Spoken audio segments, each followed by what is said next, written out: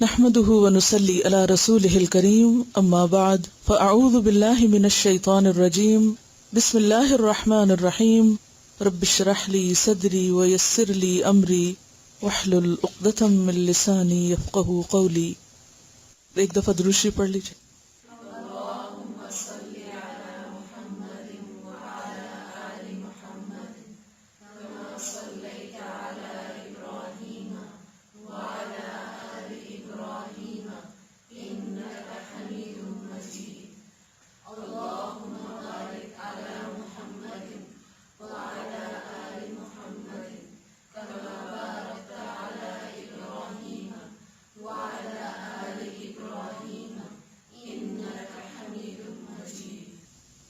دعا مانگیے.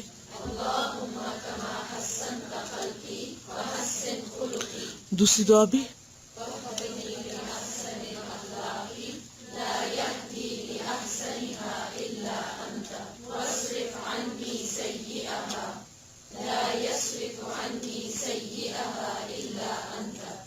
ہمارا آج کا موضوع الامانہ، امانت داری، ٹرسٹ وردینس. قال اللہ تعالی ان اللہ یأمرکم ان تؤدوا الامانات الی اہلہا. اللہ تعالی کا ارشاد ہے، اللہ تمہیں حکم دیتا ہے کہ امانتیں اہل امانت کے سپرد کرو. امانت کا لفظ امن سے ہے، الف میم نون. امن یأمن امانتن کا معنی ہوتا ہے امین ہونا، امانت دار ہونا، ٹرسٹ وردی ہونا، قابل اعتماد ہونا. اسی سے صفت امین ہے. امن کا لفظ بھی اسی سے ہے، جس کا معنی بھروسہ کرنا، اعتماد کرنا ہوتا ہے. اسی سے لفظ امان ہے، کسی کو امان دینا، حفاظت میں لینا. ایمان لفظ بھی اسی مادے سے ہے. گویا امن، امانت، ایمان سب کا سورس ایک ہی ہے. اگر دیکھا جائے تو ان تینوں کا باہم ایک دوسرے سے تعلق بھی ہے. جس کے اندر ایمان ہو اس میں لازماً امانت داری بھی ہوگی، اور جو شخص امانت دار ہو وہ دوسروں کے لیے اور خود اپنے لیے باعث امن ہوگا. امانت کا تعلق کسی خاص چیز سے نہیں. امانت میں تمام چیزیں جو حقوق اللہ اور حقوق العباد سے تعلق رکھتی ہیں وہ سب شامل ہیں. ابو حیان الاندلسی ایک مفسر ہیں، ان کی تفسیر ہے البحر المحیط. وہ امانت کے بارے میں لکھتے ہیں کہ امانت کے حکم میں قول اور فعل اور عقیدہ، قول یعنی بات، فعل کام، اور عقیدہ یعنی انسان کی سوچ اور انسان کے اندر جو ایمان کی کیفیت ہے، عقیدہ سے تعلق رکھنے والی تمام چیزیں داخل ہیں. گویا امانت کا انحصار یا امانت کا دائرہ کار کس کس چیز پر ہے؟ انسان کی سوچ، انسان کے قول اور انسان کے فعل پر. اسی لیے ہم دیکھتے ہیں کہ امانت صرف مالی امور میں نہیں ہوتی. عام طور پر جب امانت کی بات ہوتی ہے تو ہم کیش اور کائنڈ کی بات سوچتے ہیں کہ کوئی چیز ہوگی امانت یا کوئی مال ہوگا امانت، جبکہ امانت کا تعلق بات سے بھی ہے، کاموں سے بھی ہے، عبادات سے بھی ہے، ذمہ داریوں سے بھی ہے، باہمی انسانی تعلقات میں جو معاملات ہیں ان سے بھی ہے، لین دین وغیرہ میں. اللہ تعالیٰ نے جو کچھ ہمیں دیا، خواہ وہ ہمارے جسم کی شکل میں، خواہ اولاد کی شکل میں، خواہ مال کی شکل میں، وہ سب بھی ہمارے پاس امانت ہے. حتیٰ کہ ہمیں دیا جانے والا اختیار اور ارادہ، وہ بھی کیا ہے؟ امانت. کیونکہ یہ تمام چیزیں ایک خاص اور محدود وقت تک کے لیے ہمیں دی گئی ہیں، ہمیشہ کے لیے نہیں دی گئی. اور دیکھا کیا جا رہا ہے کہ ہم ان کا استعمال کیسے کرتے ہیں، اللہ کی مرضی کے مطابق یا اس کی مرضی کے خلاف. تو اللہ تعالیٰ نے جو کچھ ہمیں دیا وہ امتحان کے لیے دیا، وقتی طور پر دیا، اور بطور امانت دیا. ہم اس کے مالک نہیں. مالک کون ہے؟ اللہ. کوئی بھی چیز آپ دیکھیں جو آپ کو ملی وہ کیا ہے؟ امانت. تو اللہ کی طرف سے جو کچھ ہمیں ملا، خواہ وہ جسم ہے، جان ہے، مال ہے، اولاد ہے، یا پھر وہ ذمہ داریاں ہیں جو عبادات کی شکل میں ہیں، یا ہمارے اوپر کچھ پابندیاں عائد کی گئی ہیں، وہ سب بھی کیا ہیں؟ امانات ہیں. اللہ کے بعد بندوں کی طرف سے جو کہ مختلف چیزوں کے وقتی مالک ہیں، ٹیمپریریلی، اگر کوئی چیز ہمارے پاس رکھی جائے، خواہ وہ کوئی راز ہو، کوئی بات ہو، کوئی چیز ہو، مال ہو، ذمہ داری ہو، وہ بھی کیا ہو جاتی ہے؟ امانت. یعنی امانت نمبر 1 وہ چیز ہوتی ہے جس کا مالک کوئی اور ہوتا ہے، اور نمبر 2 جس کے پاس رکھی جائے وہ امین ہوتا ہے. تو گویا معاملہ دو کے درمیان ہے، مالک اور امین کے درمیان. ایک چیز ہے مالک کوئی ہے، جس کے پاس رکھی جائے وہ عارضی مالک ہے، اور وہ مالک نہیں ہے بلکہ محافظ ہے، امین ہے، ذمہ دار ہے، نگران ہے، اور اسے اس کو بخوشی لوٹانا ہے. تو گویا ہر حقدار کو اس کا حق لوٹانا کیا ہے؟ امانت داری. اور حقدار کو اس کا حق نہ دینا خیانت، خواہ وہ حقوق اللہ کا معاملہ ہو یا پھر حقوق العباد کا معاملہ ہو. سورۃ المؤمنون کے شروع میں اللہ سبحانہ و تعالی نے اپنے جن بندوں کی کامیابی کی ضمانت دی ہے، ان کی جو صفات بیان ہوئی ہیں، ان میں سے ایک اہم ترین صفت کیا ہے؟ والذین هم لاماناتہم وعہدہم راعون، کہ وہ لوگ اپنی امانتوں اور اپنے عہد کے نگران ہوتے ہیں، محافظ ہوتے ہیں، ان کی حفاظت کرتے ہیں اور انہیں ان کے حقداروں تک لوٹانے والے ہوتے ہیں. تو جو بھی چیزیں معاملات سے متعلق ہیں، خواہ معاملہ اللہ سے ہو یا بندے سے، تو حسن اخلاق میں اہم ترین چیز کیا ہے؟ حسن معاملہ. کیا ہے؟ حسن معاملہ. معاملہ باب مفاعلہ پر ہے، یعنی دو کا آپس میں لین دین، خواہ وہ معاملہ اللہ پاک کے ساتھ ہو یا وہ معاملہ بندوں کے ساتھ ہو. تو یہ لین دین اور اس میں کھڑا ہونا، یہی امانت دار ہونا ہے. دوسروں کو ان کا حق پورا پورا دے دینا امانت داری ہے، اور حق نہ دینا خیانت ہے. ہم دیکھتے ہیں کہ اللہ تعالی نے جس فرشتے کے ذریعے اپنا کلام بھیجا، جبریل، ان کا لقب کیا بتایا؟ الامین. نزل بہ الروح الامین. اس قرآن کو کون لے کر اترا ہے؟ روح الامین، جبریل امین. اللہ نے ان کی امانت کی گواہی دی کہ انہیں جو ذمہ داری سونپی گئی تھی، جو کچھ دیا گیا تھا، وہ پورے کا پورا لے کر اترے. اس میں سے کچھ بھی اپنے پاس نہیں رکھا، کچھ بھی کمی نہیں کی، پورے کا پورا دے دیا. اس کے بعد جس پر قرآن اترا، محمد الرسول اللہ صلی اللہ علیہ وسلم، ان کو کیا کہا گیا؟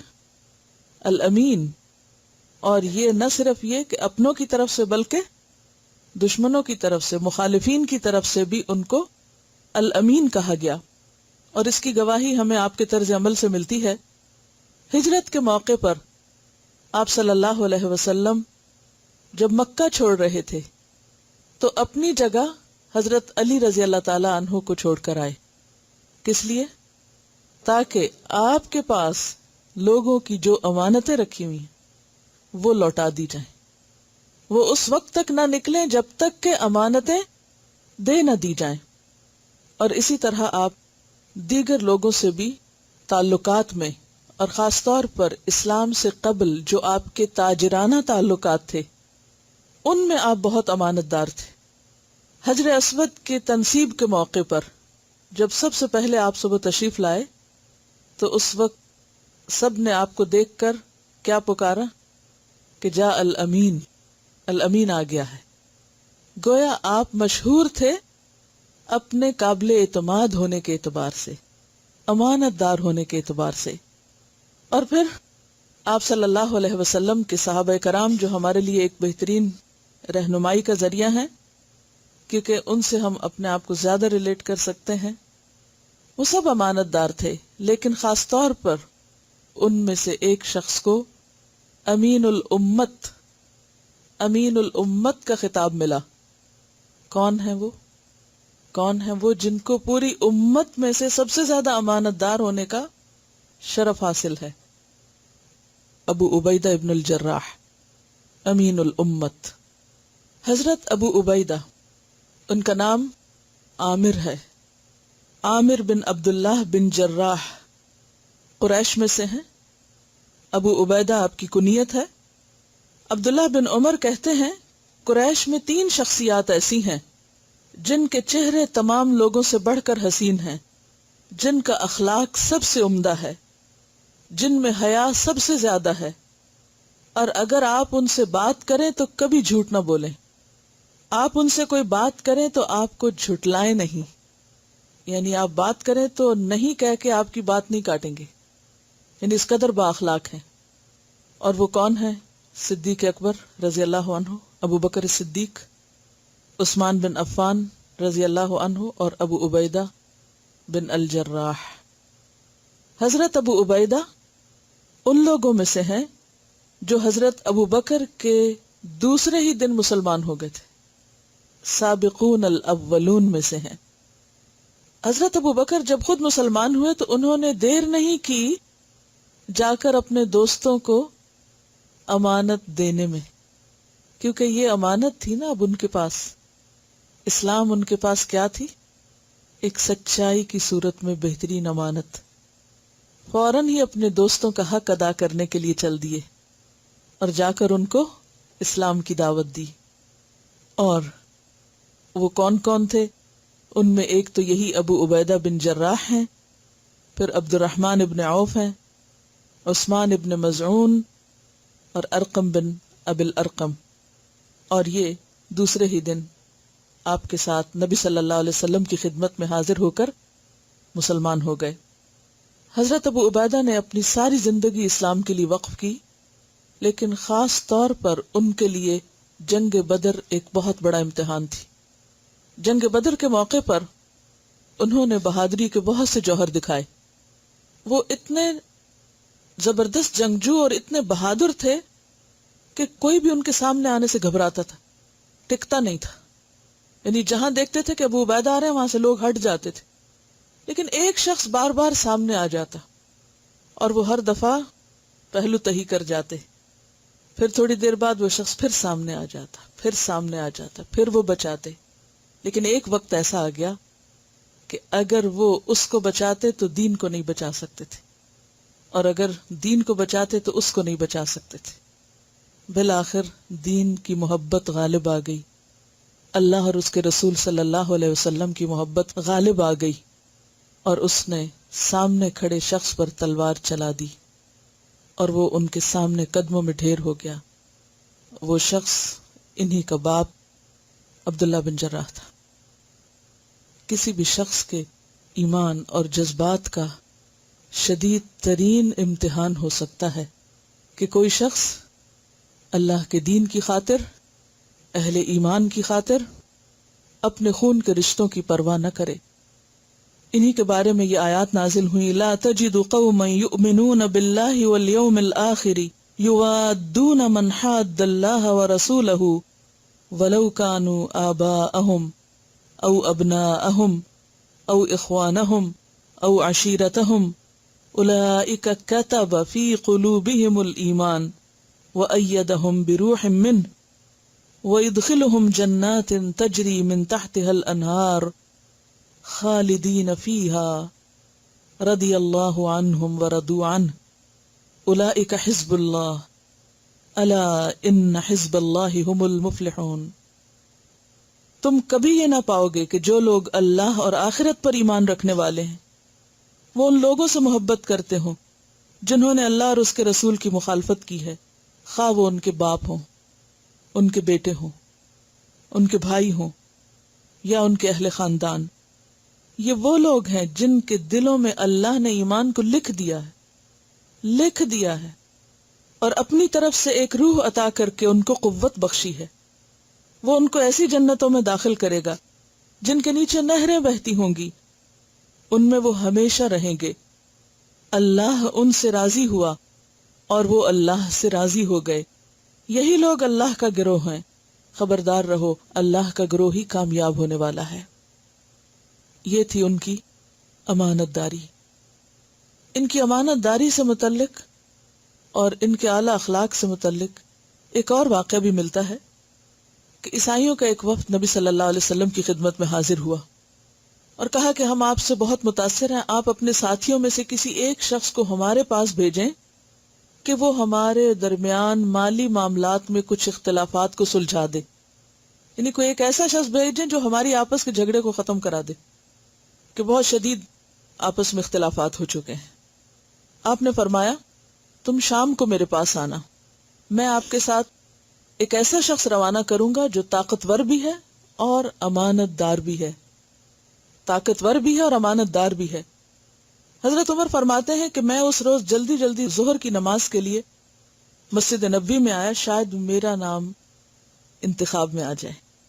وہ کہتے ہیں کہ مجھے کسی امارت اور قیادت کا شوق نہیں تھا، بلکہ میری تمنا یہ تھی کہ وفد کے سامنے آپ نے جو اوصاف بیان کیے ہیں میں ان کا مصداق ٹھہروں، یعنی وہ خوبیاں میرے اندر پائی جائیں جو آپ اس شخص کی بیان کر رہے ہیں کہ وہ کیا ہے، طاقتور بھی ہے، امانت دار بھی ہے، امین ہے وہ۔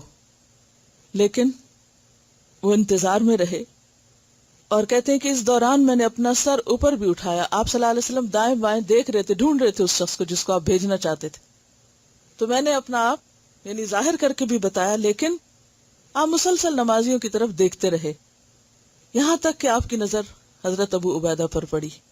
آپ نے اشارے سے انہیں اپنے پاس بلایا اور فرمایا کہ آپ ان کے ساتھ جائیں اور ان کے اختلافات کو عدل اور انصاف کے ساتھ نپٹائیں۔ اس وقت حضرت عمر پکار اٹھے کہ ابو عبیدہ ہم سے بازی لے گئے۔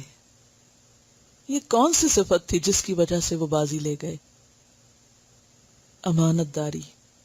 اور ان کی امانت داری اس سے بھی پتہ چلتی ہے کہ ایک اور موقع پر جب آپ نے ان کو ایک لشکر کا قائد بنا کر بھیجا تو کھانے پینے کا سامان بہت کم تھا، صرف ایک تھیلا کھجوریں تھی، وہ ساتھ دی اور کہا کہ یہ روزانہ ایک دے دی جائے اور اس طرح کام چلایا جائے۔ ابو عبیدہ ہر روز صرف ایک کھجور لشکر کو دیتے تھے، یعنی لشکر کے ہر سپاہی کو، اور وہ پانی پی کر اور اس کھجور پر گزارا کرتے، لیکن امانت کا حق ادا کیا کہ وہ ایک سے دو نہ ہوئی، اور خود ان کے پاس تھی، یہ بھی نہیں کیا کہ خود جلدی سے دو کھا لے، یہ کون دیکھ رہا ہے۔ پوری امانت داری سے جیسے کہا گیا ویسے ہی انہوں نے کیا۔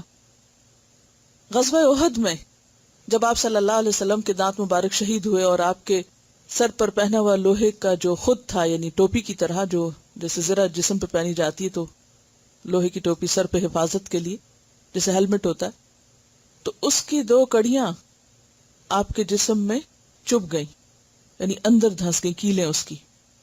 حضرت ابو بکر آگے بڑھ کے نکالنے لگے کہ حضرت ابو عبیدہ نے اپنا شوق ظاہر کیا کہ مجھے نکالنا ہے۔ ان کے شوق کو دیکھتے ہوئے حضرت ابو بکر پیچھے ہٹ گئے، ابو عبیدہ آگے بڑھے اور اپنے دانتوں کے ساتھ ان کیلوں کو کھینچا کہ دانت ٹوٹ گیا، پھر دوسری طرف سے کھینچا، دوسرا دانت ٹوٹ گیا۔ لیکن صحابہ کہتے ہیں کہ وہ ان ٹوٹے ہوئے دانتوں کے ساتھ بھی انتہائی حسین نظر آیا کرتے تھے، یعنی ایک دانت ٹوٹنے کے بعد دوسرا دانت بھی اللہ کے رسول صلی اللہ علیہ وسلم کی ایسی محبت اور سچی محبت کہ جو کہا کر کے دکھایا، صرف آفر ہی نہیں کیا بلکہ واقعی اپنے آپ کو حقیقت میں پیش کیا۔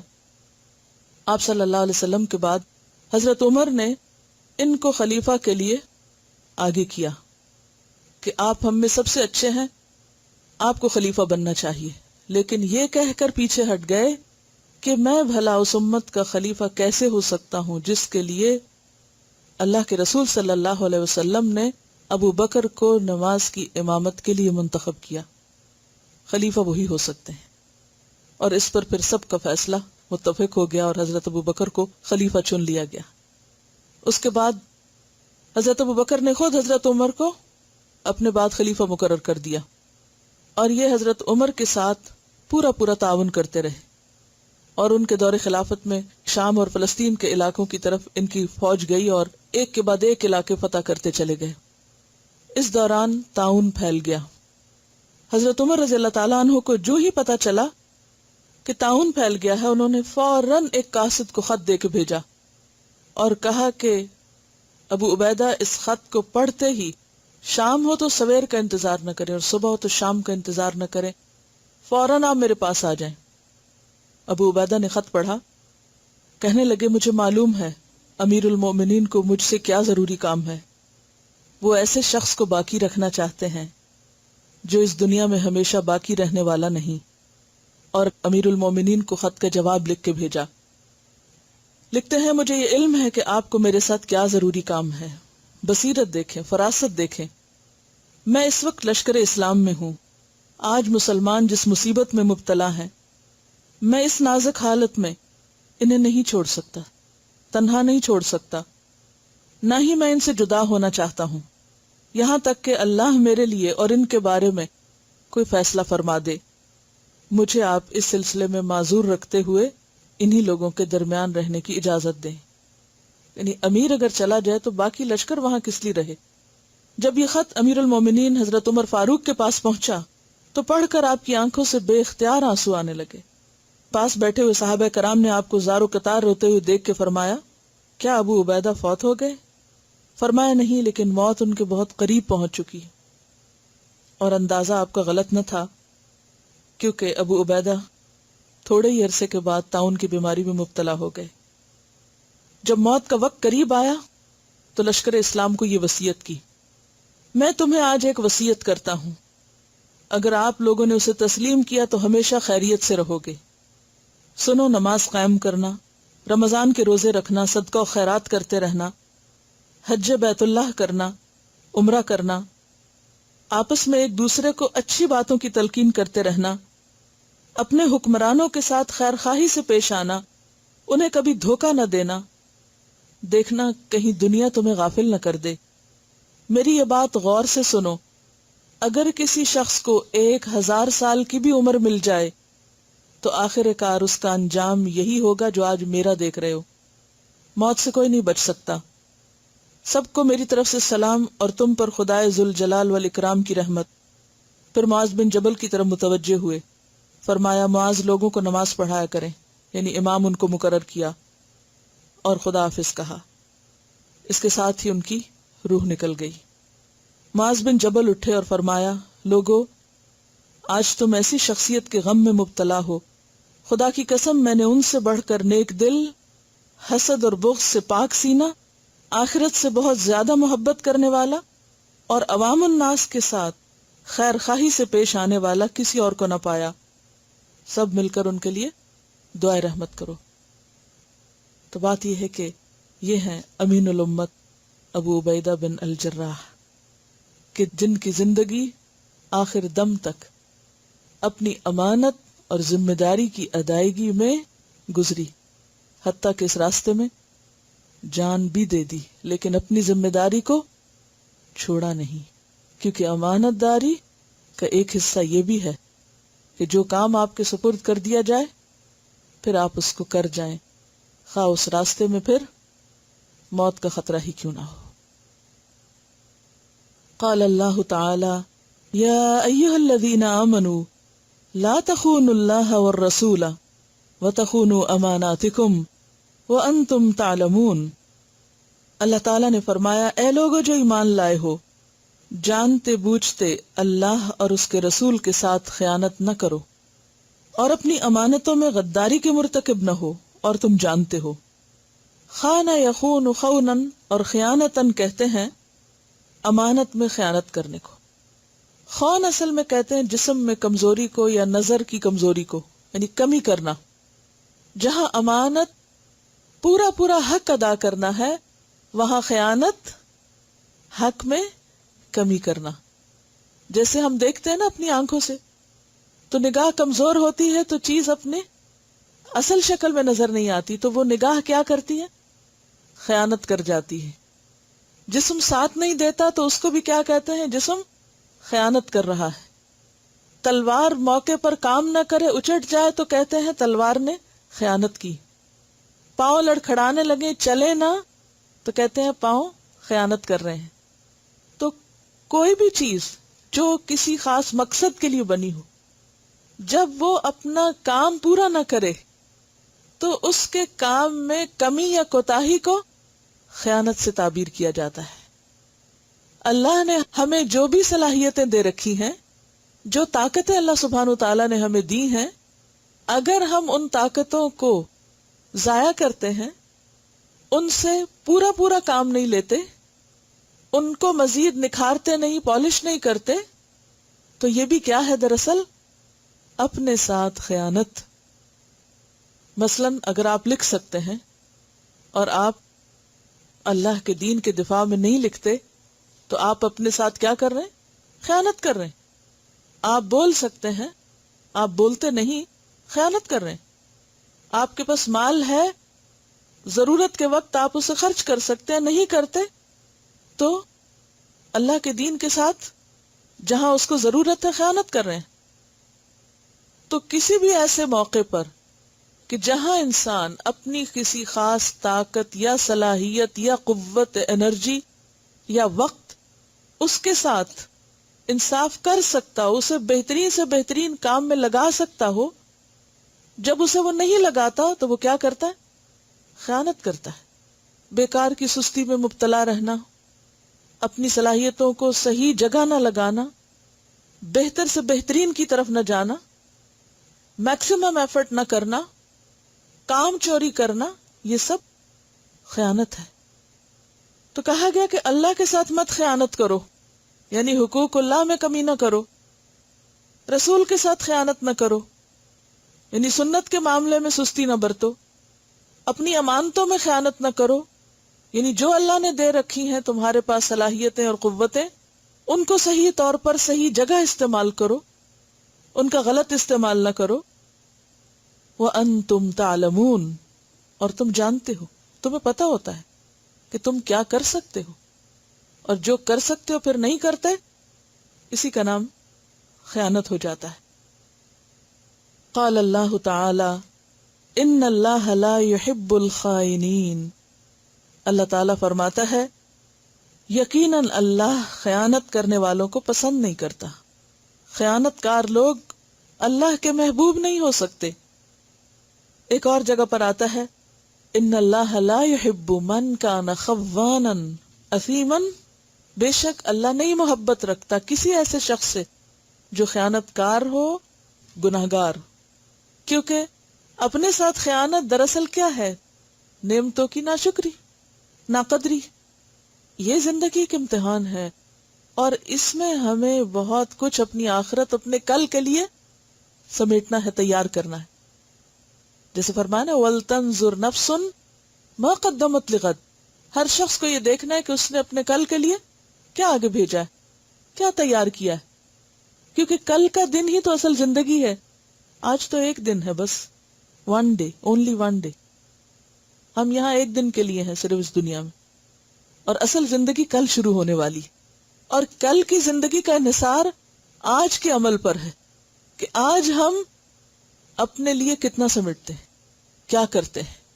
تو اس میں ہر شخص کو اپنی اپنی طاقت، اپنی اپنی ہمت، صلاحیت کے مطابق زیادہ سے زیادہ خیر کے کام کرنے ہیں، تاکہ اس کی کل آرام سے گزرے، جو ہمیشہ کی کل ہے.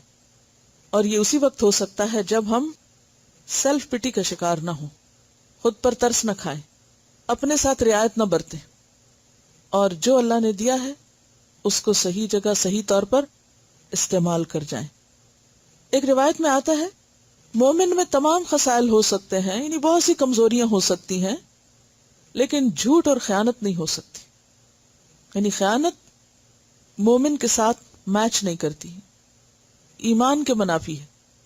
اسی لیے حضرت انس رضی اللہ عنہ کہتے ہیں قلما خطبنا رسول اللہ صلی اللہ علیہ وسلم، کم ہی ایسا ہوا ہے کہ اللہ کے رسول صلی اللہ علیہ وسلم نے ہمیں کوئی خطبہ دیا ہو اور اس میں یہ الفاظ نہ کہے ہوں کہ لا ایمان لمن لا امانت لہ، کہ جس کے پاس امانت نہیں اس کا ایمان ہی کوئی نہیں. اور یہاں بھی حدیث یہی بتا رہی ہے. عن انس بن مالک قال خطبنا رسول اللہ صلی اللہ علیہ وسلم فقال فی الخطبة لا ایمان لمن لا امانت لہ ولا دین لمن لا عہد لہ. سیدنا انس بن مالک رضی اللہ عنہ سے روایت ہے کہ رسول اللہ صلی اللہ علیہ وسلم نے ہم سے خطاب کیا تو خطبہ میں فرمایا اس میں ایمان نہیں جس میں امانت نہیں، اور اس کا دین ہی نہیں جس میں عہد کی پابندی نہیں. تو اس سے کیا پتہ چلتا ہے کہ امانت کس کا حصہ ہے؟ ایمان کا حصہ ہے، ایمان کی علامت ہے. اگر امانت داری نہیں تو پھر ایمان بھی کوئی نہیں. ان کا روٹ اور مادہ اور اصل بھی ایک ہے، اور ویسے بھی ڈائریکٹ کنیکشن ہے. ایمان ہے تو امانت ہوگی، امانت ہے تو ایمان ہوگا. اور اس کے بارے میں ایک اور حدیث میں آتا ہے، حذیفہ بن یمان جن کو سر الرسول کہتے ہیں صلی اللہ علیہ وسلم، رسول اللہ صلی اللہ علیہ وسلم کے رازدان. کیوں کہا گیا تھا ان کو یہ؟ ان کو اللہ کے رسول صلی اللہ علیہ وسلم نے مدینہ کے منافقین کے نام بتائے تھے. اللہ تعالیٰ نے جو وحی کے ذریعے آپ کو بتایا تو آپ نے ان کو بتائے تھے کہ کون کون منافق لوگ ہیں، اور پھر ان کو روک دیا گیا تھا کہ یہ آگے کسی کو بتائیں. انہوں نے اس راز کو پوری طرح سنبھال کے رکھا، اور راز کو راز رکھنا بھی کیا ہے؟ امانت داری کا حصہ ہے. تو لا ایمان لمن لا امانت لہ. بات یہ ہے کہ امانت انسان کی فطرت میں ہے. امانت دار ہونا اللہ نے انسان کے اندر رکھ دیا ہے کہ وہ ایسا ہی ہو، اور جب وہ خیانت کرتا ہے تو دراصل اپنی فطرت کے خلاف جاتا ہے. تو حضرت حذیفہ بن یمان کی جو حدیث ہے اس میں نبی صلی اللہ علیہ وسلم نے فرمایا ان الامانۃ نزلت فی جذر قلوب الرجال ثم نزل القرآن فعلموا من القرآن وعلموا من السنۃ، کہ امانت مردوں کے یا لوگوں کے دلوں کی جڑ میں ڈال دی گئی ہے، یعنی فطرت میں رکھ دی گئی ہے. اور فطرت اور شریعت میں کوئی تضاد بھی نہیں ہے کہ جو چیزیں اللہ نے فطرت میں ڈالی ہمارے اندر ایک پوٹینشل ان کا رکھا، پھر شریعت نے آ کے اس کو نکالا اور اس کو بہترین جگہ استعمال کروایا. یعنی امانت ایک ایسی چیز ہے کہ جس کا ہر فطرت انسانی اعتراف کرتی ہے یا اس کو اپنے اندر محفوظ رکھے ہوئے ہے. اور پھر کیا فرمایا؟ ثم نزل القرآن، یعنی پہلے سے ہی امانت تو اندر رکھی ہوئی تھی، پھر قرآن نازل ہوا. فعلموا، تو لوگوں نے علم حاصل کیا، سیکھا. کس چیز کا؟ امانت کا. کہاں سے؟ من القرآن، قرآن سے. یعنی اس امانت کی ادائیگی کو ادا کرنا کہاں سے سیکھا؟ قرآن سے سیکھا. وعلموا من السنۃ، اور انہوں نے سنت میں سے علم حاصل کیا، سنت میں سے سیکھا. تو گویا امانت تو ہے اندر، لیکن ادائیگی تب ممکن ہے جب انسان علم حاصل کرے قرآن اور سنت کا، اور یہی چیز اس کو واضح کر کے سامنے لے آتی ہے کہ کیا کرنا چاہیے اور کیا نہیں. قرآن مجید کی ایک اور آیت جو سورۃ الاحزاب کی آیت ہے، اس میں اللہ تعالیٰ فرماتے ہیں اِنَّا عَرَضْنَا الْأَمَانَةَ عَلَى السَّمَاوَاتِ وَالْأَرْضِ وَالْجِبَالِ فَأَبَيْنَ أَن يَحْمِلْنَهَا وَأَشْفَقْنَ مِنْهَا وَحَمَلَهَا الْإِنسَانُ إِنَّهُ كَانَ ظَلُومًا جَهُولًا. اِنَّا عَرَضْنَا الْأَمَانَةَ، بے شک ہم نے پیش کیا امانت کو. یہ امانت کیا ہے؟ یہ دینی فرائض اور ذمہ داریاں ہیں، اطاعت کا عملی تقاضا. علی السماوات والارض والجبال، آسمانوں پہ پیش کیا، زمین پہ پیش کیا، پہاڑوں پہ پیش کیا کہ یہ شریعت کے احکامات لے لو، ان پہ عمل کرو، اور اگر کرو گے تو پھر جنت جیسی جگہ ملے گی، بہت عزت اور مقام پاؤ گے. اور اگر نہیں کیا تو سخت سزا پاؤ گے. فَأَبَيْنَ أَن يَحْمِلْنَهَا، تو یہ دیکھ کر کہ یہ تو بہت بھاری کام ہے، انہوں نے اسے اٹھانے سے انکار کر دیا. وَأَشْفَقْنَ مِنْهَا، اور وہ اس سے ڈر گئے. وَحَمَلَهَا الْإِنسَانُ، انسان نے اس کو قبول کر لیا. کیا دیکھ کر؟ اس کے اجر کو دیکھ کر. ہے تو ایک پازیٹو چیز. اِنَّهُ كَانَ ظَلُومًا جَهُولًا، ظلوم اس ظالم کو کہتے ہیں جو عدل بھی کرے، اور جہول اس جاہل کو کہتے ہیں جو علم بھی رکھتا ہو. لیکن پھر کہاں ظلم کرتا ہے اور کہاں جہالت برتتا ہے؟ ادائیگی امانت میں، کہ اس نے پھر حق ادا نہ کیا جیسا کہ حق ادا کرنے کا حق تھا.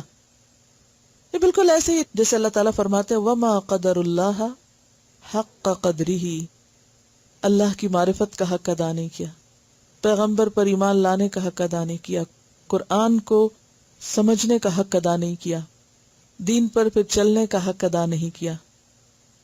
تو بات یہ ہے کہ ظلوم اور جہول ہونا یہی ہے کہ جانتے بوجھتے ہوئے کہ کرنا کیا چاہیے پھر نہ کرنا. کیوں نہ کرنا؟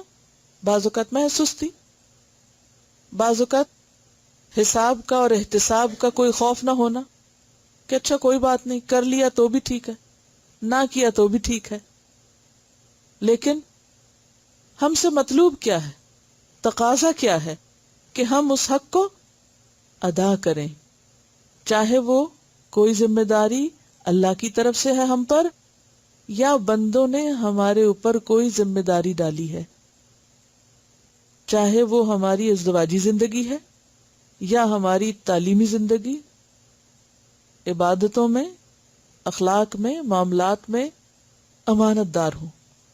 اسی لیے اگلی حدیث میں ہم دیکھتے ہیں کہ آپ صلی اللہ علیہ وسلم نے فرمایا عن ابی ہریرہ قال قال رسول اللہ صلی اللہ علیہ وسلم اد الامانۃ اد الامانۃ الی من ائتمنک ولا تخن من خانک.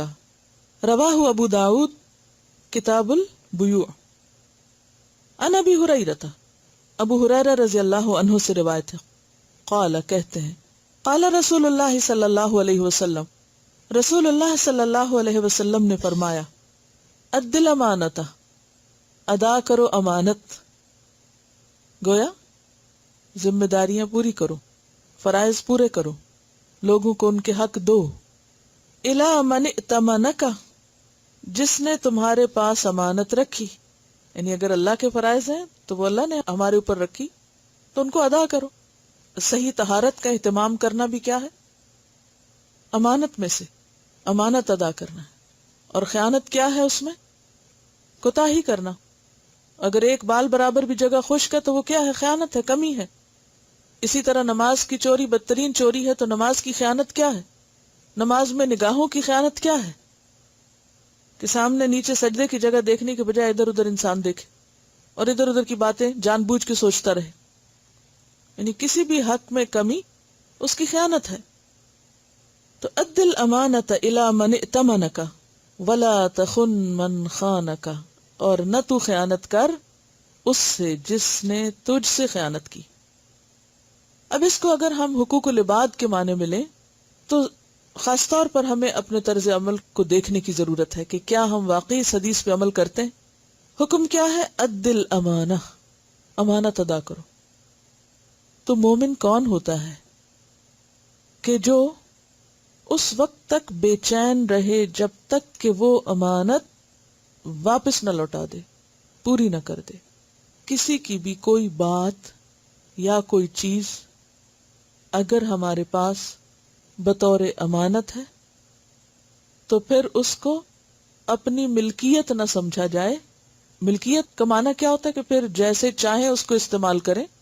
اگر کسی نے اپنی کوئی بات ہم سے شیئر کی اور کہا کہ یہ بات کسی کو نہیں بتانا، تو کیا ہے؟ یہ بات اسی کی امانت ہے. ہمیں کیا کرنا ہے؟ اس کے بعد کسی سے ذکر نہیں کرنا اس کا. اگر کیا تو وہ کیا ہوگی؟ خیانت ہوگی. اسی طرح نہ صرف یہ کہ بات، اگر کوئی چیز ہمارے پاس لا کے رکھتا ہے، کوئی کہتا ہے کہ اچھا یہ میرا قلم لے لو، میں کل تم سے لے لوں، تو تو اب ہمارے پاس امانت کیا ہے کہ ہم اس میں خیانت کیا نہ کریں کہ اس سے بیٹھ کے لکھنا نہ شروع کر دیں، یا اس کو ضائع نہ کر دیں، گم نہ کر دیں. اگر ایسا کریں گے تو کیا ہوگا؟ خیانت ہوگی. اور خیانت کس کی صفات میں سے ہے؟ منافق کی. منافق کی 4 علامتوں میں سے ایک علامت کیا ہے؟ کہ جب تم اسے امانت دار بناؤ تو وہ خیانت کرے. وَلَا تَخُنْ مَنْ خَانَكَ، ویسے بھی خیانت نہیں کرنی اور اس کی بھی نہیں کرنی جس نے تجھ سے خیانت کی. یہ ایک بڑی اہم بات ہے. عام حالات میں امین ہونا تو ہونا ہی ہے، ضروری ہے، لیکن خائن کے ساتھ بھی امانت دار ہونا ہے. یہ تعلیم دی جا رہی. کیا کہا گیا؟ امانت کو اس حد تک ادا کرنا ہے کہ حتیٰ کہ کوئی اگر تمہارے ساتھ نہیں بھی وہ پورا کرتا حق، تو تمہیں اس کے ساتھ بھی کرنا ہے. کیونکہ اگر ایسا نہیں ہوگا تو پھر تو کوئی کسی کا بھی حق ادا نہیں کر سکتا. کیونکہ عام حالات میں کیا ہوتا ہے، کوئی انسان اس کے ساتھ اچھا کر رہا ہے، مثلا کوئی آپ کو آپ کا حق دے رہا ہے، آپ کے شوہر ہیں یا بچے ہیں یا دوست ہیں یا کوئی بھی، کوئی شخص آپ کو آپ کا حق دے رہا ہے، تو آپ بھی کیا کرتے ہیں؟ اس کے ساتھ اچھا ہونے کی کوشش کرتے ہیں اپنے حیثیت میں. لیکن اس وقت انتہائی مشکل ہوتا ہے جب کوئی آپ کو آپ کا حق نہیں دیتا. یہاں پر کیا سکھایا جا رہا ہے کہ امانت دو اس کو بھی جو تمہیں دے رہا ہے، اور جو تم سے خیانت کر رہا ہے، تمہارا حق نہیں دے رہا، اس کا بھی حق دو.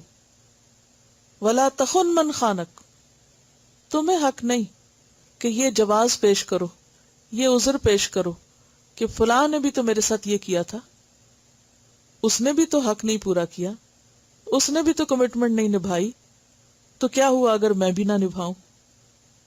گویا دوسرے کی روش، دوسرے کے طریقے سے قطع نظر کر کے کہ وہ کیا کرتا ہے، ہمیں اس سے کوئی غرض نہیں. کیا دیکھنا ہے؟ ہمیں کیا کرنا، مجھے کیا کرنا ہے. یہی اصل امتحان ہے. کیونکہ اگر جواباً امانتیں ادا کی جائیں تو یہ امتحان نہیں ہے، یہ کوئی ٹیسٹ نہیں ہے. ٹیسٹ کب ہوتا ہے کسی کا؟ امتحان ایک مشکل چیز ہے. مشکل کب پڑتی ہے کسی کو کچھ دینے میں؟ جب کوئی ہمیں نہ دے رہا ہو، جب کوئی ہمارے ساتھ برا کر رہا ہو، جب کوئی ہمارے ساتھ زیادتی کر رہا ہو. تو پھر ہم اپنے پاس ایک بہت اچھا جواز رکھتے ہیں، میں یہ کام اس لیے نہیں کر رہی کیونکہ میرے ساتھ ایسا اور ایسا اور ایسا کیا گیا ہے. میں فلاں کی عزت نہیں کرتا کیونکہ اس نے میری بے عزتی کی ہے. میں فلاں کی چیز نہیں لوٹاؤں گا اس لیے کہ اس نے فلاں میری چیز نہیں لوٹائی تھی. میں اس کا حق نہیں دوں گا کیونکہ اس نے بھی تو میرا فلاں فلاں حق نہیں دیا ہوا، یعنی مالی ہے یا دیگر حقوق ہیں. تو بات یہ ہے کہ حسن اخلاق اس کا نام نہیں کہ کوئی آپ کے ساتھ با اخلاق ہے تو آپ بھی با اخلاق بنے ہوئے. یہ تو کوئی اخلاق نہیں، یہ تو ری ایکشن ہے. کیونکہ کوئی اچھا تو آپ بھی اچھے.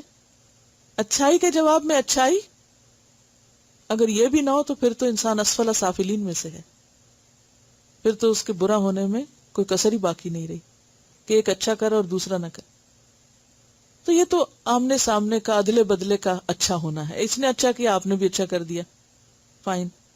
لیکن اچھا وہ ہے کہ جب دوسرا اس کا حق نہ دے، دوسرا اس سے اچھا نہ کرے، تو اس صورت میں بھی وہ اچھا کرے. یعنی ہر حال میں اچھا ہونا، ہر حال میں اپنی ذمہ داری پوری کرنا، یہی دراصل امانت کی ادائیگی ہے. بعض اوقات ایسا بھی ہوتا ہے نا کہ کسی نے آپ کے پاس امانت رکھی، اب اس کے پاس ثبوت کوئی نہیں. ویسے کسی نے آپ کے پاس قلم ہی لا کے رکھا، اب وہ مانگنے آیا تو آپ کہتے ہیں اچھا ثبوت لاؤ، اور آپ کو پتا ہے اس کے پاس ثبوت کوئی نہیں. تو آپ کے پاس کوئی جواز نہیں کہ چونکہ اس کے پاس ثبوت نہیں لہٰذا اس پر قبضہ کرنا میرا حق ہو گیا.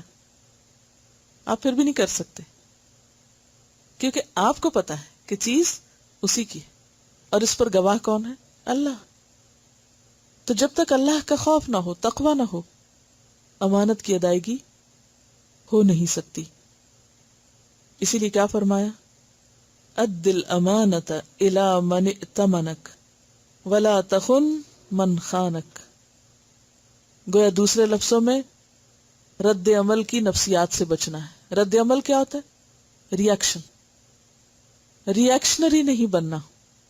ایک اور جگہ پر آتا ہے نا کہ اپنے عمل کو لوگوں کے تابع نہ کرو، کہ وہ ہم سے اچھا کریں گے تو ہم ان سے کریں گے، اور اگر وہ ہم سے برا کریں گے تو ہم بھی برا کریں گے. کوئی جو کچھ بھی ہے، مجھے اپنا فرض نبھانا ہے. ایسے میں عام طور پر کیا ہوتا ہے کہ لوگ ایک دوسرے کو کمزور کرتے ہیں. وہ کہتے ہیں دیکھو فلاں نے بھی تو تمہارے ساتھ ایسا کیا تھا، تم کیوں بیوقوف بنے ہوئے ہو، تم بھی بدلہ لے سکتے ہو، تم بھی ایسا کر سکتے ہو. نہیں، بدلہ تو اتنا ہوتا ہے کہ جو حق میں آ جائے، لیکن کسی کی امانت کو غصب کر لینا یہ جواز پیش کر کے کہ اس نے میری امانت نہیں دی، تو یہ تو درست نہیں. مومن عورتوں کی صفت کیا بتائی گئی قرآن مجید میں؟ فالصالحات قانتات حافظات للغیب بما حفظ اللہ. جو نیک عورتیں ہوتی ہیں وہ فرما بردار ہوتی ہیں. فالصالحات قانتات حافظات، حفاظت کرنے والی ہوتی ہیں. بما حفظ اللہ، بوجہ اس کے کہ اللہ نے ان کے حقوق کی حفاظت کی ہے. ہمیں یہ نہیں دیکھنا چاہیے کہ لوگ ہمارے ساتھ کیا کریں، ہمیں یہ دیکھنا چاہیے کہ اللہ نے ہم پر کتنے انعام کیے. جب ہمارے اندر پانے کا احساس ہوگا نا کہ یہ نہیں دیتا تو نہ دے، اگر کوئی چیز میری قسمت میں ہے، میرے نصیب میں ہے، تو وہ اللہ اپنے خزانوں سے مجھے دے گا. مجھے دینے میں بخل نہیں کرنا. اور اس میں آپ دیکھیں گے کہ اگر آپ واقعی حسن اخلاق کے اس اصول پر عمل پیرا ہوں گے تو یہ ہو نہیں سکتا کہ آپ اپنے اخلاق سے دوسرے کو جیت نہ لیں. ایک دن آئے گا کہ وہ اپنے آپ کو منوائے گا، یعنی حسن اخلاق اور امانت داری. اور اس کی مثال ہم دیکھتے ہیں کہ امانت دار ہونا اور بااخلاق ہونا کس طرح اپنے آپ کو منواتا ہے. مدینہ سے باہر ایک قافلہ آیا، تبھی شہر میں نہیں آیا تو ان کو بہتاؤ نہیں معلوم تھا. تو ان کے پاس ایک سرخ رنگ کا اونٹ تھا. نبی صلی اللہ علیہ وسلم گزرے کہیں سے تو راستے میں دیکھا کہ وہ قافلے والے بیٹھے اور بہت عمدہ اونٹ ہے ان کے پاس. تو آپ نے ان سے پوچھا کہ بھئی یہ تم بیچو گے؟ تو انہوں نے کہا کہ ہاں ہم بیچیں گے. اور جو انہوں نے بھاؤ بتایا آپ نے اس پر اونٹ خرید لیا، لے کر چلے گئے. جب اونٹ نکل گیا ان کے ہاتھ سے تو ان لوگوں کو خیال آیا کہ یہ تو ہمارے ساتھ زیادتی ہو گئی، اس کی تو قیمت زیادہ تھی اور ہمیں تو پتہ ہی نہیں تھا. اور آپس میں ایک دوسرے کو جیسے عام طور پہ ایسے سودا ہو جائے تو ملامت کرنے لگے.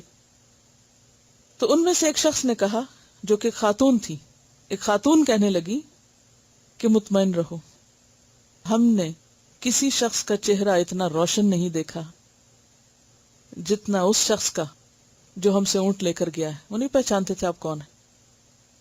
وہ شخص ہمیں دغا نہیں دے سکتا، وہ دھوکہ نہیں دے سکتا. اور واقعی ایسا ہوا کہ آپ صلی اللہ علیہ وسلم نے واپس ان کے لیے مزید کچھ کھجوریں اور کھانا بھجوایا، جو اس بات کی علامت تھی کہ جو کچھ تم سے میں نے لیا ہے اس کا حق اس سے زیادہ ہے، کیونکہ مالک اپنی مرضی سے بیچا تھا. تب اس کے بعد آپ کے اوپر تو کوئی ذمہ داری نہیں تھی. اگر آپ کسی کچھ چیز خریدتے ہیں، بعض اوقات ایسا ہوتا ہے نا کہ کوئی شخص بھول کر سستے داموں کو چیز دے دیتا ہے اور بعد میں اس کو خیال آتا ہے لیکن اب بات ہاتھ سے نکل گئی. آپ کی تو غلطی نہیں کہ اگر اس نے سستی بیچی، لیکن آپ کو پتہ ہے کہ اس کے ساتھ زیادتی ہوئی. آپ کا ضمیر آپ کو بتاتا ہے کہ نہیں اس کی قیمت اتنی تھی. بعض اوقات لین دین میں ایک دوسرے کی طرف پیسے چلے جاتے ہیں، کوئی زائد چیز آ جاتی ہے یا قیمت کم لگی ہوئی ہوتی. ہم میں سے کتنے لوگ کتنی دفعہ واپس بازار جا کر اس چیز کو پھر لوٹائیں یا اس کی قیمت واپس کریں. ہم ایسے مواقع پر فائدہ اٹھانے کو اپنی ذہانت اور عقل مندی کا نام دیتے ہیں. تو بات یہ ہے کہ جو شخص امانت دار ہوتا ہے وہ اپنے چال چلن سے، اپنے معاملے سے، اپنے رکھ رکھاؤ سے پہچانا جاتا ہے کہ یہ شخص ایسا نہیں کرنے والا. تو جب کوئی شخص زیادتی کے باوجود اپنا فرض پورا کر رہا ہے، یعنی جو آپ کی ذمہ داری وہ آپ پوری کرتے چلے جا رہے ہیں، دوسرا کرتا ہے یا نہیں، تو یہ ہو نہیں سکتا کہ آپ کے اس حسن معاملہ کو اور حسن اخلاق کو تسلیم نہ کیا جائے. دنیا میں بھی تسلیم کیا جاتا ہے. آپ ہی کا انکار کرنے والے آپ کو اپریشیٹ کرنے لگتے ہیں. اور پھر اللہ کے ہاں تو ہر چیز واضح ہے. بار بار آتا ہے قرآن پاک میں کہ جو کچھ تم کرتے ہو اللہ اس کو جانتا ہے، وہ اس کے بارے میں علم رکھتا ہے. تو خلاصہ گفتگو کیا ہے کہ امانت ایمان کا حصہ ہے. امانت کا معنی کیا؟ امانت کس کو کہتے ہیں؟ امانت وہ چیز جس کے آپ حقیقی مالک نہیں ہیں، وقتی طور پر آپ کو اس کی حفاظت کی ذمہ داری دی گئی ہے.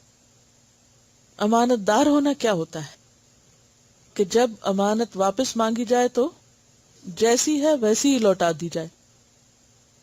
امانت کا اپوزٹ کیا ہے؟ خیانت. خیانت کا لفظی معنی کیا ہے؟ کمی کرنا. یعنی جس طرح آپ کے پاس امانت رکھی گئی اس کو ویسے نہیں لوٹایا، یا تو قدر میں کمی کر دی گئی، قیمت میں کمی کر دی گئی، یا اسے مس یوز کیا گیا. اور امانت کا تعلق کس کس چیز کے ساتھ ہے؟ قول، فعل اور عقیدہ سے. مزید حقوق کے معاملے میں کس کس کے حقوق کی ادائیگی کا نام امانت ہے؟ حقوق اللہ اور حقوق العباد. حقوق اللہ کی ادائیگی میں مثلاً کس کس چیز کو پورا کرنا امانت ہے؟ نماز، زکوٰۃ کی پوری پوری ادائیگی، حج کی ادائیگی، یعنی جو بھی اللہ کے حقوق ہیں ان کو بر وقت ادا کر دینا اور جیسا کہا گیا ویسا ہی کرنا. اور حقوق العباد میں کس کس چیز کی ادائیگی امانت داری؟ جن کا بھی ہم پر حق ہے، خواہ ہمارے والدین ہیں. بعض اوقات لوگ کہتے ہیں نا ہمارے والدین نے ہمارے لیے کیا کیا، کہ اب ہم ان کو پوچھیں. کہتے ہیں نا یہ انہوں نے آپ کو پیدا کیا، اگر کچھ بھی نہیں کیا تو پیدا کیا، یہ سب سے بڑی بات ہے. اور اس کے بعد اگر کچھ بھی نہیں کیا، مان لیتے ہیں آپ کی بات کہ آپ کو پیدا کر کے اٹھا کے پھینک آئے تھے کہیں، جو کہ کوئی بھی نہیں کرتا. اگر انہوں نے پھینک ہی دیا آپ کو، اب آپ ان کے چونکہ بچے ہیں تو آپ کے اوپر ذمہ داری کیا ہے؟ بھلے وہ کچھ بھی نہ کریں آپ کے لیے، آپ حسن سلوک کریں، کیونکہ بحیثیت اولاد آپ کی جو ذمہ داری ہے وہ آپ کو پوری کرنی ہے. اگر والدین نے نہیں بھی کیا تو بھی آپ کو کرنا ہے.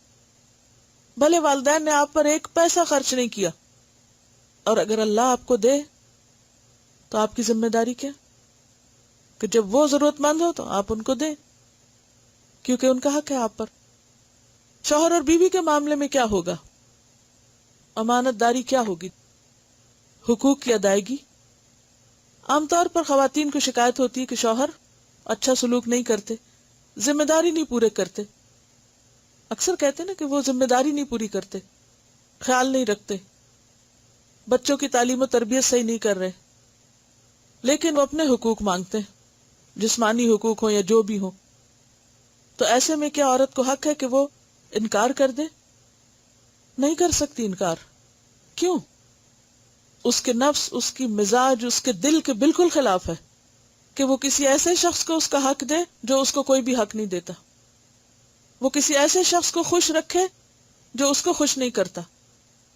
وہ کسی ایسے شخص کی ضرورت پوری کرے جو اس کی کوئی ضرورت پوری کرنے کی ذمہ داری نہیں لیتا. تو جب تک تعلق باقی ہے تو حق دینا ہی دینا ہے، چاہے وہ نہ دے. اس کا معاملہ رب کے ساتھ ہے. ہو سکتا ہے کہ آپ کے حق دینے کی وجہ سے وہ بھی حق دینا سیکھ جائے. بعض اوقات کہتے ہیں نا کہ فلاں ہمارے ساتھ وفادار نہیں، وہ ہمارے ساتھ خیانت کرتا ہے. کیا اس سے ہمیں اجازت مل جائے گی کہ ہم بھی خیانت شروع کر دیں؟ شوہر ہمیں دھوکہ دے رہا ہے لہٰذا ہم بھی کہیں اور دوستی کر لیں اور دھوکہ دیں اس کو. وہ بھی تو ایسا کرتا ہے، ہم بھی کر لیں. کیا ایسے کر سکتے؟ کیونکہ بہت سے لوگ اس طرح کے جواز پیش کرتے ہیں کہ ہمارے شوہر نے فلاں عورت سے دوستی کر رکھی ہے تو ہمیں کیوں نہیں حق کہ ہم بھی کسی اور مرد سے دوستی کر لیں. کیا کوئی عورت ایسے کر سکتی؟ نہیں کر سکتی، کیونکہ ہمارا معاملہ اللہ کے ساتھ ہے. کوئی اگر غلط کرتا ہے تو ہمیں حق نہیں کہ ہم بھی غلط ہو جائیں. لا تخن من خانک. کیوں نہیں؟ Why not? ہم اپنے اعمال کے بارے میں اللہ کے سامنے جواب دہ ہیں. کسی اور کے عمل کے بارے میں نہیں. ری ایکشن میں غلط کام کرنا، غلط قدم اٹھانا اس کو نہیں نقصان دے گا، خود ہمیں ہمارے اخلاق اور ہمارے ایمان اور ہماری آخرت کو نقصان دے سکتا ہے. یہ جواز نہیں. کیا کوئی چوری کرے تو ہمیں بھی چوری کا حق مل جائے گا؟ کوئی جھوٹ بولے تو ہمیں بھی جھوٹا ہونے کا ثواب ملے گا؟ کوئی غیبت کر رہا ہو تو ہمیں بھی کود پڑنا چاہیے غیبت کرنے میں؟ کوئی کسی کے بارے میں غلط بات کہہ رہا تو ہمیں بھی ساتھ شامل ہو جانا چاہیے؟ نہیں. جو حق نہ دے اس کو حق دینا احسان میں بھی آتا ہے، اگرچہ فرض ہے. یہاں احسان سے زیادہ فرض ہے. اگر ہم دے رہے ہیں تو شاید ہم احسان نہیں کر رہے ہیں، ہم فرض ادا کر رہے ہیں، ہم اپنا فرض پورا کر رہے ہیں. اور جب ہم اپنا فرض پورا کر رہے ہیں تو اس کا قدردان اللہ ہے. بندوں کے ساتھ جو بھی ہمارا معاملہ ہو، چاہے وہ راز ہو، چاہے وہ مال ہو، چاہے انہوں نے ہمیں کوئی ذمہ داری سونپی ہو کہ اچھا میں یہ جا رہا ہوں، میں اس چیز کا خیال رکھنا، اور وہ واپس آئے تو کہ او ہو میں تو بھول گئی، وہ تو چوری ہو گئی آپ کی چیز. یہ امانت داری نہیں. پچھلی دفعہ کی جو ہماری اسائنمنٹ تھی اس میں یہ اسلام آباد سے فیڈ بیک ہے. باب المجالس میں ہم نے یہ تہیہ کیا تھا کہ اپنی ذات سے کسی کو تکلیف نہیں دیں گے، اور اس میں انہوں نے لکھا ہے کہ ہاسٹل کی طالبات نے شعوری کوشش کی اور اس میں دو چیزیں سامنے آئیں. ایک تو یہ کہ کافی طالبات اس کوشش میں کامیاب رہیں کہ ان کی ذات سے کسی کو تکلیف نہ پہنچے. جو لوگ ہاسٹل میں رہے انہوں نے بھی اس بات کا خیال رکھا، اور جو ویکنڈ پہ گھروں میں گئے تو گھروں میں جا کر بھی اس بات کا خیال رکھا. مثلا سفر کرتے ہوئے سمٹ کر بیٹھے، اپنی چیزیں بھی سمیٹ کے رکھی تاکہ دوسروں کو اذیت نہ ہو. واش روم استعمال کرتے ہوئے اس بات کی یقین دہانی کی کہ نکلتے ہوئے کوئی ایسی چیز نہ چھوڑی جائے کہ جو دوسرے کے لیے باعث اذیت ہو، جیسے پانی گرا دینا یا فلش نہ کرنا یا کیئرلیسلی چیزوں کو یوز کرنا.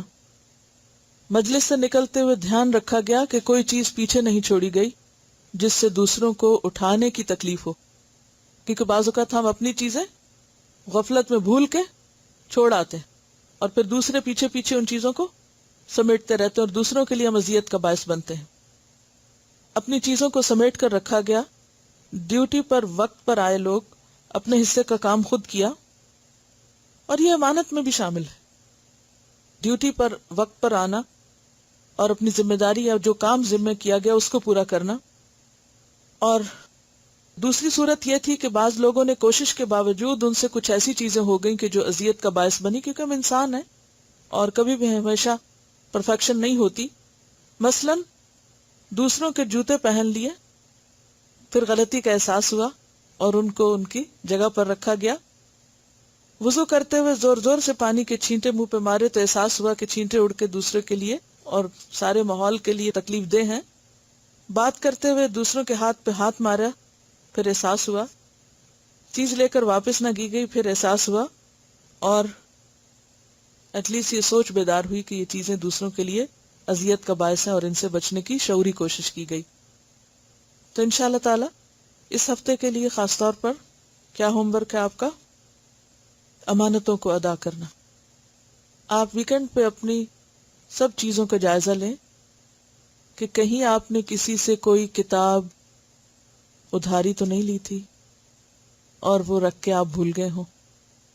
کسی سے کوئی کام کرنے کا وعدہ تو نہیں کیا تھا جو پورا نہ کر سکے ہوں، اسے پورا کریں.